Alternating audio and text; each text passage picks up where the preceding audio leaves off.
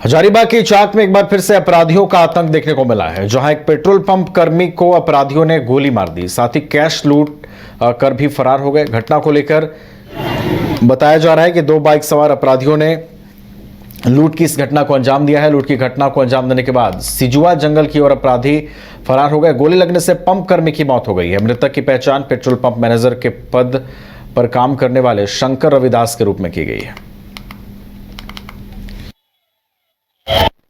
एक अज्ञात आदमी गिरा हुआ पाया गया।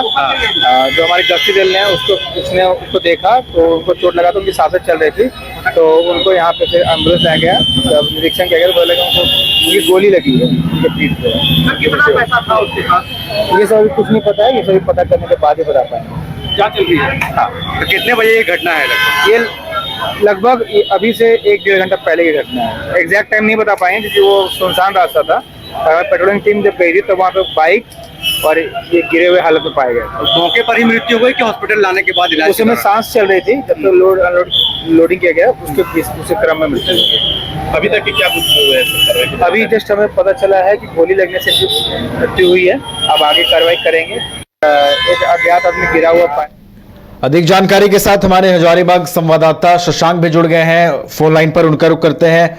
शशांक, देखिए, अब हजारीबाग में भी लगता है कि अपराधियों को खौफ नहीं है कानून व्यवस्था का, और वो कानून व्यवस्था को जेब में लेकर घूम रहे हैं। जिस तरीके से पेट्रोल पंप के मैनेजर की हत्या हुई है, ये वही इशारा कर रही है ये घटना। शशांक, देखिए नवीन, हजारीबाग में लगातार ऐसी घटनाएं हो रही हैं। इससे पहले एनटीपीसी के डीजीएम की हत्या हुई थी, उससे पहले उदय साहू जो कांग्रेस के नेता थे उनकी हत्या, और उससे पहले मनजीत यादव जो रामनवमी के पूर्व अध्यक्ष रहे थे उनकी हत्या हुई थी। तो लगातार इस प्रकार के वारदात और गोलीकांड हजारीबाग में हो रहे हैं।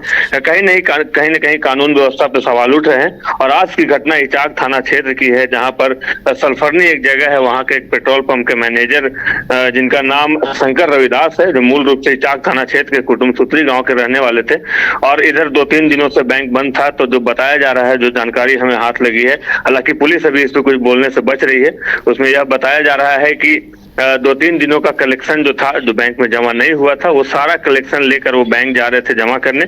और इसी बीच घात लगाए अपराधियों ने सल्फरनी के पास ही गोली चलाकर इनकी हत्या की है। और उसके बाद सिजुआ जंगल वहां से नजदीक पड़ता है, उधर अपराधी भाग गए हैं। पुलिस ने ही उन्हें उठाकर वहां से हजारीबाग के निजी अस्पताल लाया, जहां डॉक्टरों ने उन्हें मृत घोषित कर दिया है।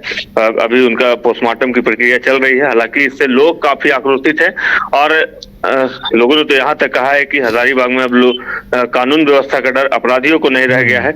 अब देखना यह है कि इस मामले में पुलिस कहां तक तहकीकात करती है, क्योंकि पुलिस अधीक्षक खुद घटनास्थल पे पहुंचे हैं और पेट्रोल पंप भी गए हैं और सारी चीजों की जानकारी ले रहे हैं।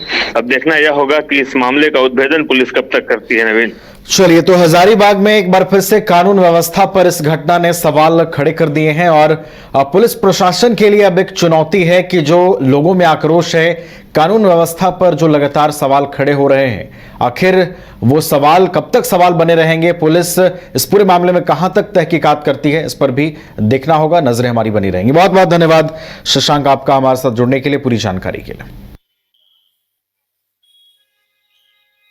अगर आप देश के किसी भी कोने में रहते हैं, अगर आप पटना आना चाहते हैं और घर जैसे रहने और खाने का आनंद लेना चाहते हैं, तो एक बार जरूर आए होटल डायमंड इन। संपर्क करें 9572759746, 9031859981, 0612400153। एड्रेस अपोजिट विद्या संस्कार स्कूल, रंजन पथ, गोला रोड, बेली रोड, पटना 801503।